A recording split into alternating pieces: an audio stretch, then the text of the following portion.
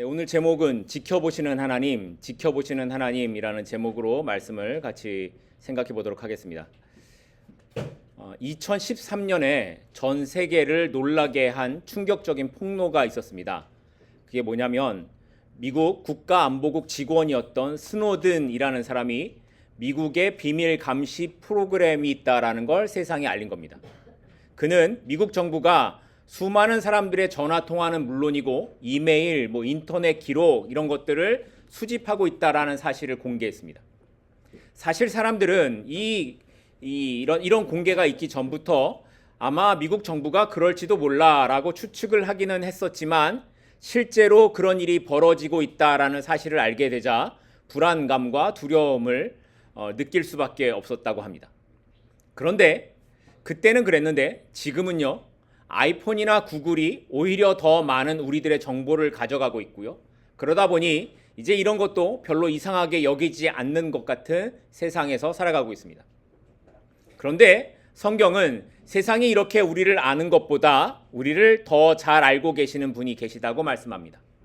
사람들은 우리의 행동만 보고 알 수 있지만 하나님께서는 우리의 생각까지 아시고 아무도 알지 못하는 모든 비밀을 다 알고 계신다라고 말씀하십니다.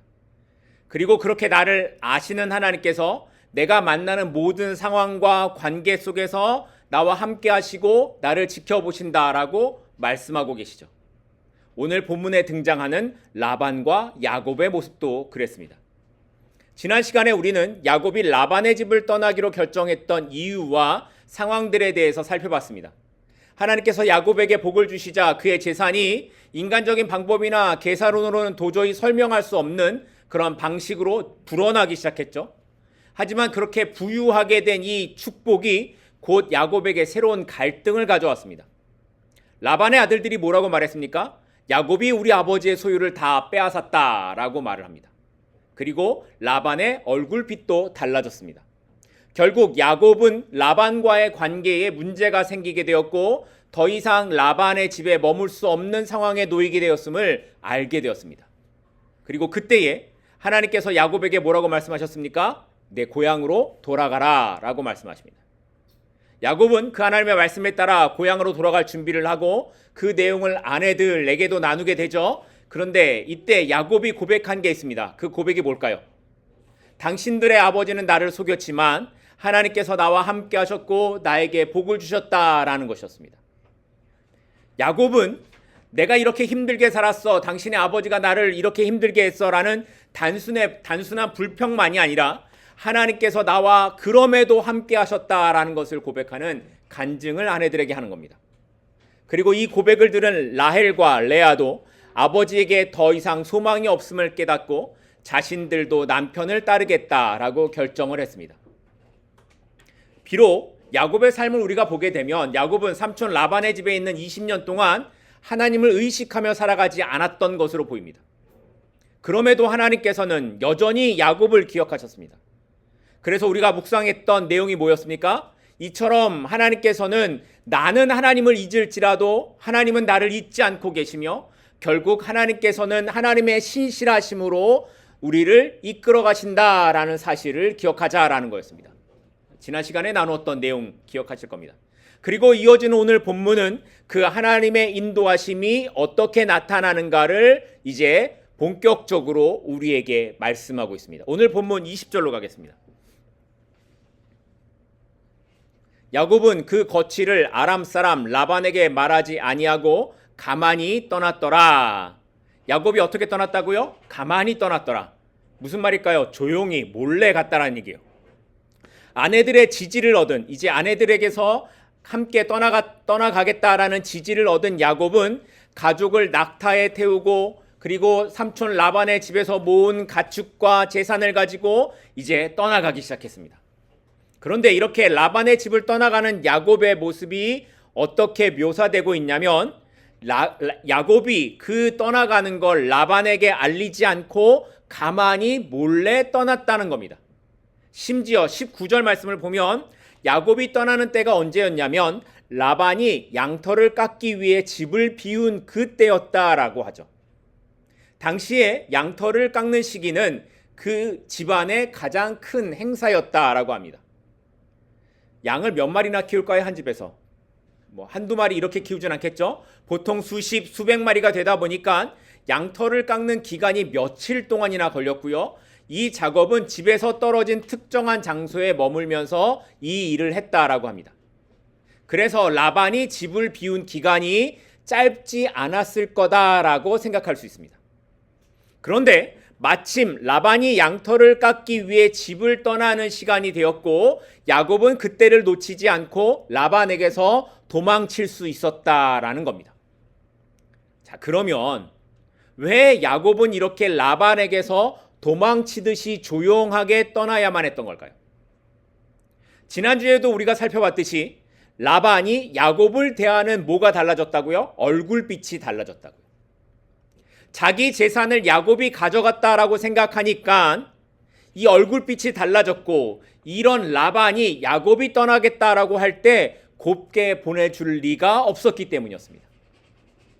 그래서 야곱은 몰래 라반의 집을 떠나 열심히 어디를 향해 갔습니까? 가나안 땅을 향해 갑니다.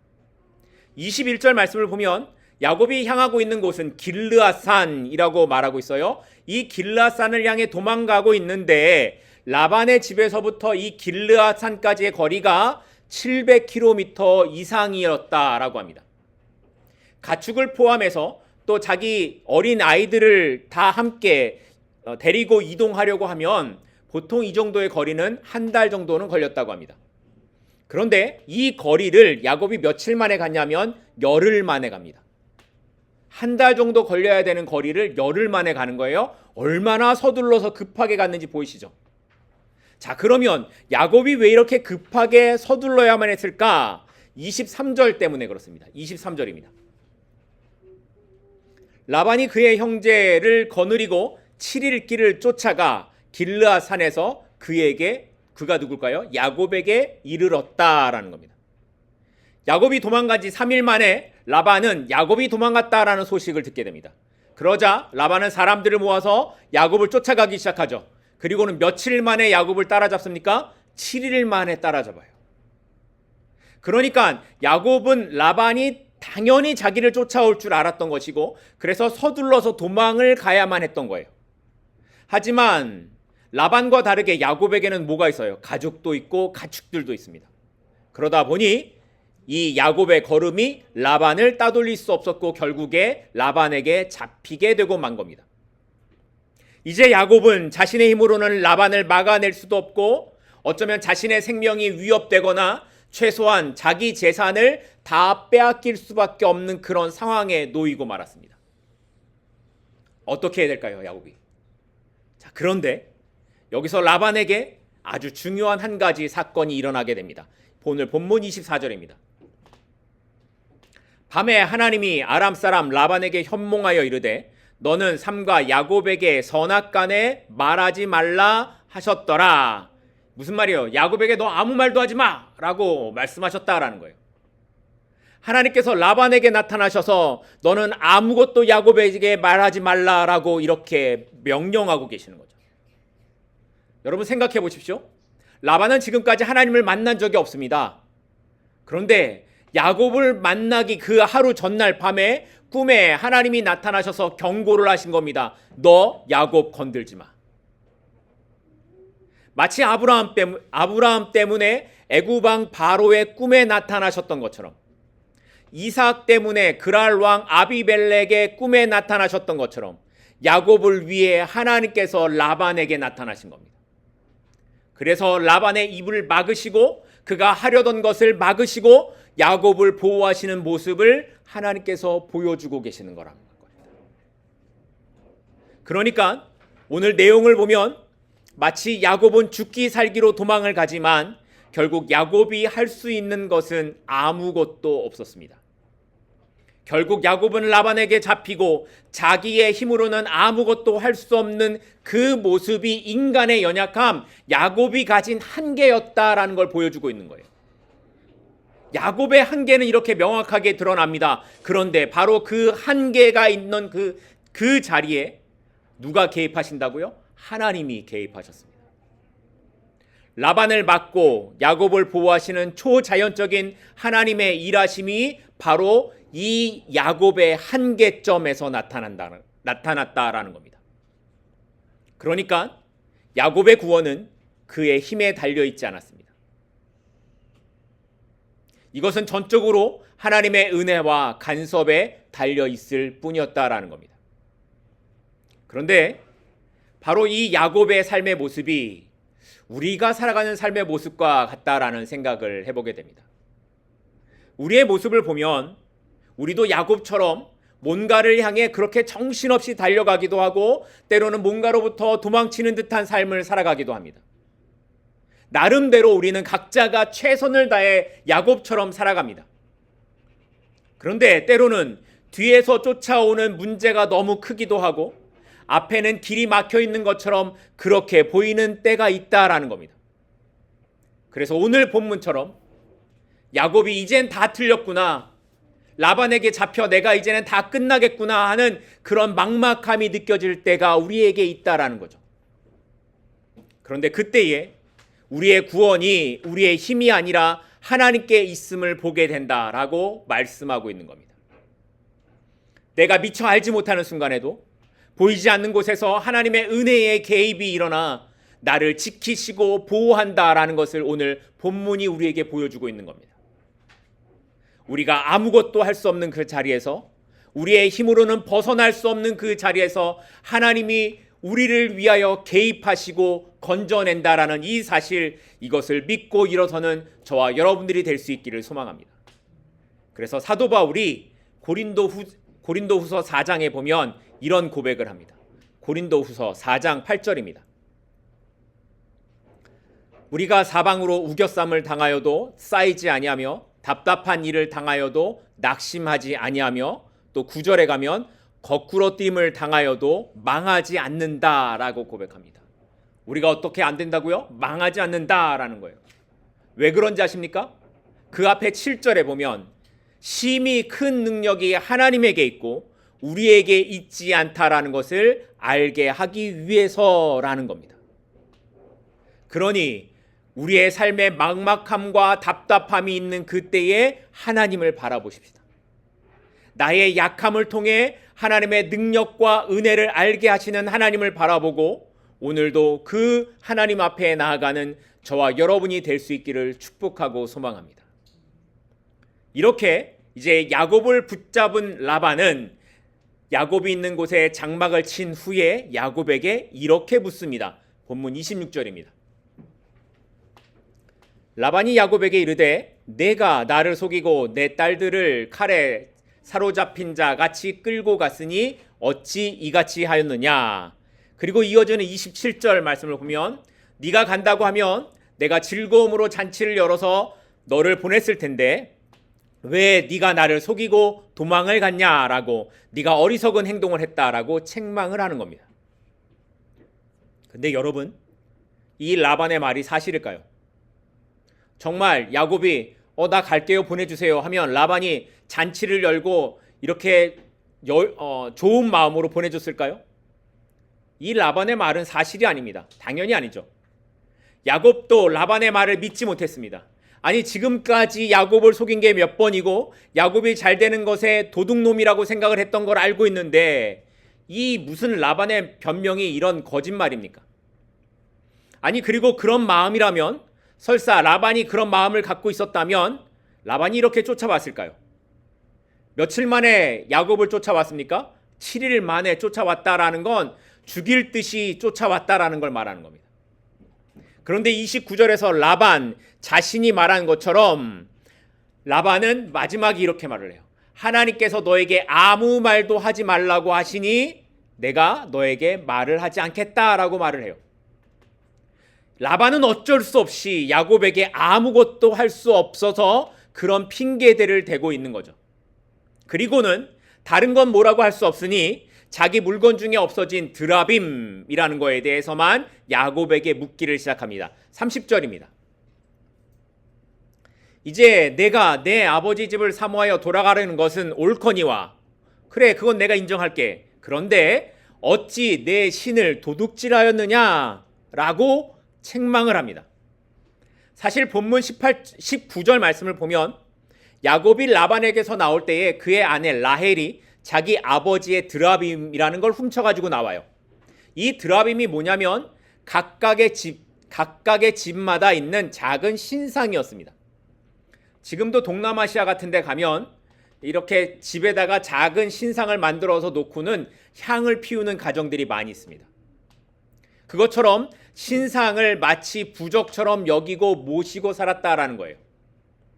그런데 라헬이 그 아버지의 신상을 훔쳐서 나온 겁니다. 하지만 이런 사실을 몰랐던 야곱은 누구에게서든지 그것이 나오면 그 사람은 살지 못할 것이라고 말하면서 다 찾아보라고 말합니다. 자, 이제 걸리면 죽는 겁니다. 드라빔이 나오면 죽는 거예요. 그런데 라헬이 그것을 낙타 안장 아래에 넣고 앉은 후에 아버지에게 이렇게 말해요. 아버지, 제가 생리가 있어서 일어날 수 없습니다. 결국 라반은 그 드라빔을 찾지 못하고 그냥 돌아가게 되죠. 자칫 잘못했다간 라헬은 큰 위험을 당할 뻔했습니다. 자, 그러면 여기서 이런 생각을 할 수 있어요. 라헬이 왜 이런 일을 했을까? 라헬이 왜 이 드라빔, 이 아버지의 신상을 훔쳤을까라는 겁니다. 라헬이 가진 믿음이 뭐였습니까? 라헬이 왜 이걸 훔쳤을까요? 아버지의 우상이 복을 준다고 믿었기 때문이에요. 분명히 레아와 라헬은 지난주에 살펴본 것처럼 야곱의 고백을 듣고 하나님께서 야곱에게 복을 주셨다라는 걸 알았고 자기들의 입으로도 그렇게 고백했습니다. 그럼에도 라헬은 아버지의 우상을 가지고 있으면 그것 또한 나에게 복을 줄 거야 라고 믿었던 거예요. 말하자면 하나님을 믿으면서 또한 뭘 믿는 거예요? 우상의 힘을 함께 의지하려고 했다라는 겁니다. 그런데 바로 이 모습이 우리가 에스겔서에서 묵상하고 있는 이스라엘의 죄악이었습니다. 이스라엘의 죄는 하나님을 믿지 않는 것이 아니라 하나님을 믿지만 또한 동시에 뭘 믿어요? 우상을 믿는 거였습니다. 그런데 성경은 분명하게 말합니다. 나 외에 다른 신을 만들지 말고 그것을 섬기지 말라라고 분명하게 말씀합니다. 우리의 모습 가운데에 하나님을 믿지만 또한 다른 것들, 그것이 돈이든 사람이든 어떤 것을 믿고 의지한다면 그게 바로 죄라고 성경이 말씀하고 있다는 겁니다. 그런데 라헬이 그렇게 죄의 모습으로 드라빔을 가져왔고 오늘 우리의 모습에서도 이런 모습이 나타나고 있음을 발견하게 됩니다. 그런데 그 드라빔이 힘이 있었을까요? 라헬이 가져온 우상이 힘이 있었을까요? 자, 보세요. 라헬이 그 우상을 어떻게 숨겼다고 합니까? 자기의 엉덩이로 깔고 앉아 숨겼습니다. 자기의 엉덩이에 깔려 있는 그런 우상이 무슨 신이라도 되는 것처럼 그것을 믿고 섬긴다라는 거예요. 그래서 오늘 본문은 인간이 만든 우상이란 이런 존재밖에 되지 않는다라는 걸 말하고 있는 거예요. 그저 엉덩이에 깔고 앉을 수밖에 없는 그런 돌덩어리, 그런 존재밖에 되지 않는다라는 걸 왜 너희들이 모르고 그걸 의지하려고 하느냐라고 말씀하고 있는 겁니다. 여러분은 뭘 의지하십니까? 혹시 우리 마음 한편에도 하나님이 아닌 다른 것들을 마음에 두고 있지는 않으십니까? 하나님을 믿는 것은 하나님 외에 다른 것을 그 마음에 두지 않는 것을 말합니다. 그리고 무엇이든지 하나님과 나 사이에 들어와 나의 생각을 하나님에게 두지 않게 한다면 그게 바로 우상이 되는 겁니다. 오늘 우리의 삶 속에 보이지 않는 수많은 드라빔들이 우리의 마음에 들어오려고 할 때가 있을 겁니다. 하지만 그때마다 오직 하나님만이 나의 주인이시라고, 나는 하나님만 믿겠다라고 고백하는 저와 여러분들이 될 수 있기를 소망합니다.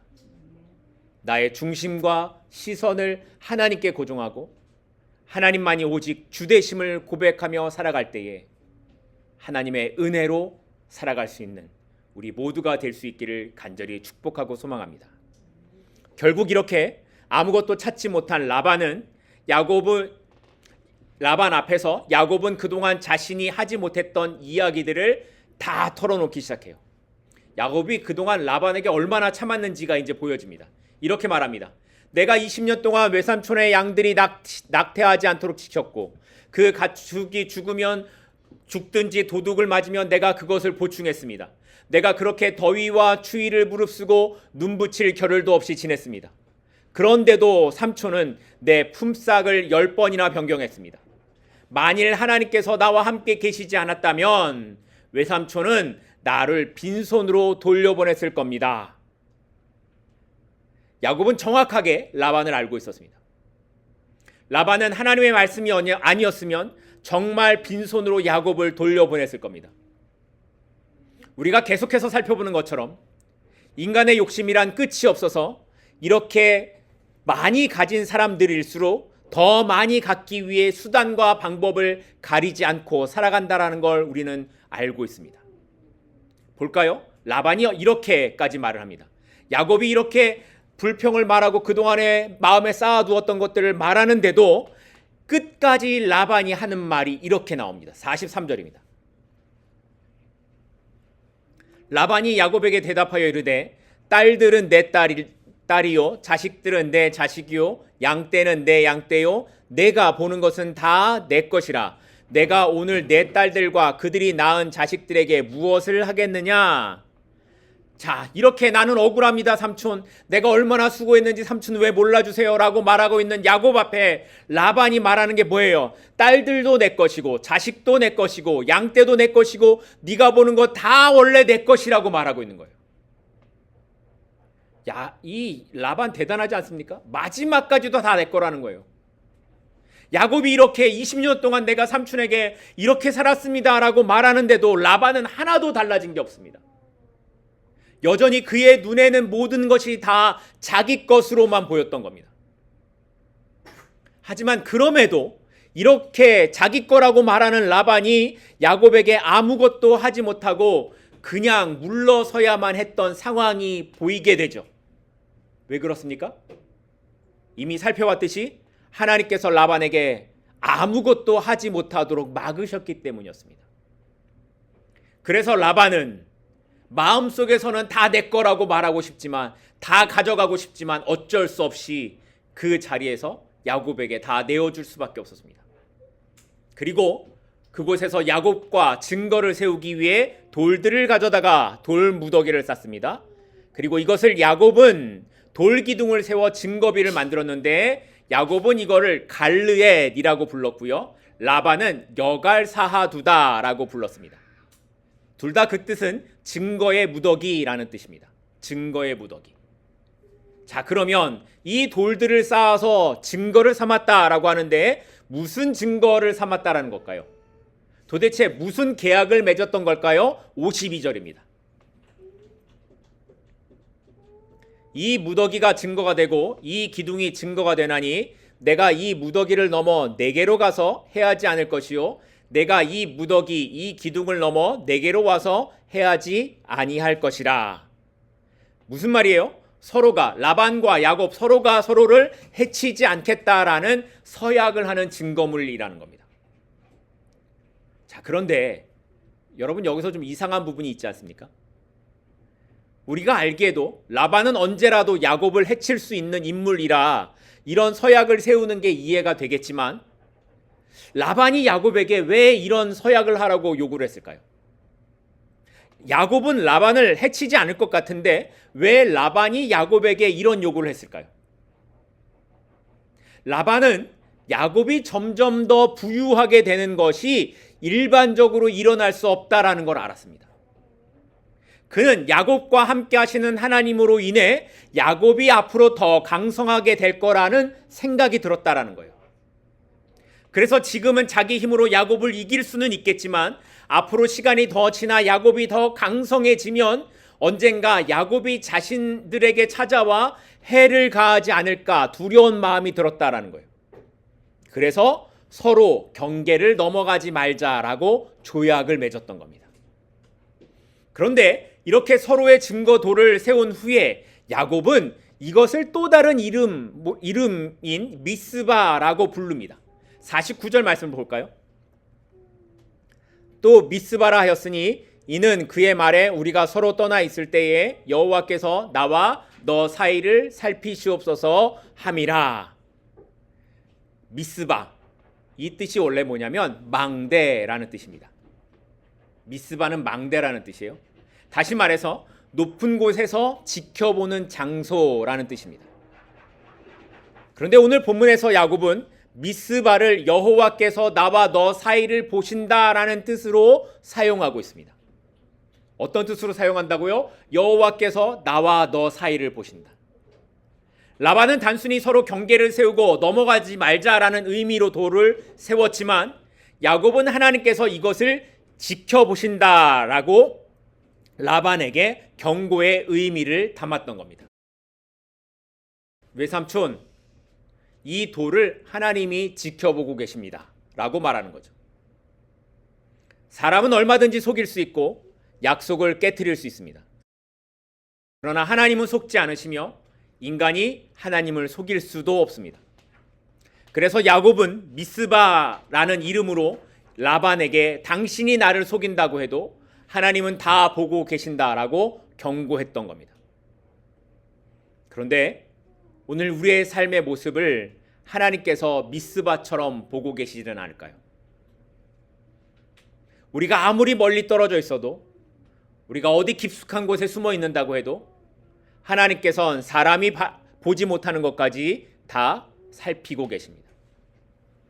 그렇기 때문에 성도는 결국에 사람 앞에서가 아니라 하나님 앞에 서는 모습으로 살아갈 수밖에 없는 것입니다. 유튜브를 보다 보면 종종 한국이 얼마나 안전한 나라인가를 보여주는 영상들이 올라옵니다. 카페에서 노트북을 두고 자리를 비우거나 버스 정류장에 가방을 놓아둔 채 지켜보는 그런 장면들이 있습니다. 그런데 여기서 외국인들이 놀라는 건 그렇게 방치된 물건들을 아무도 가져가지 않는다라는 겁니다. 그러면 왜 한국 사람들은 그 물건에 손을 대지 않을까요? 우리가 좋게 생각해서 한국 사람들은 양심이 좋아서라고 생각할 수도 있겠지만 많은 이유는 그것이 CCTV 때문이라고 말을 합니다. 너무나 사방에 많은 카메라들이 있어서 사람들은 이 카메라 때문에 자신의 행동을 의식하고 조심하게 된다라는 거죠. 자, 그렇다면 이런 카메라보다 더 완벽하게 우리의 숨은 생각까지 아시는 하나님 앞에서 우리는 어떤 모습으로 살아가야 하겠습니까? 하나님의 카메라가 우리의 생각을 보고 있다라는 거예요. 내가 어디에 있든지 하나님의 카메라가 나를 보고 있다라는 거예요. 미스바의 하나님께서는 나의 앉고 일어서는 것은 물론이고 말하지 않는 생각까지도 다 아십니다. 그리고 그 하나님께서 라반처럼 나의 삶의 속임과 고난을 가져오는 그 모든 일들도 다 알고 계십니다. 그러니 오늘 그 하나님을 의지하며 살아가십시다. 왜냐하면 나를 아시고 지켜보시는 하나님의 은혜는 언제나 나와 함께 하시기 때문입니다.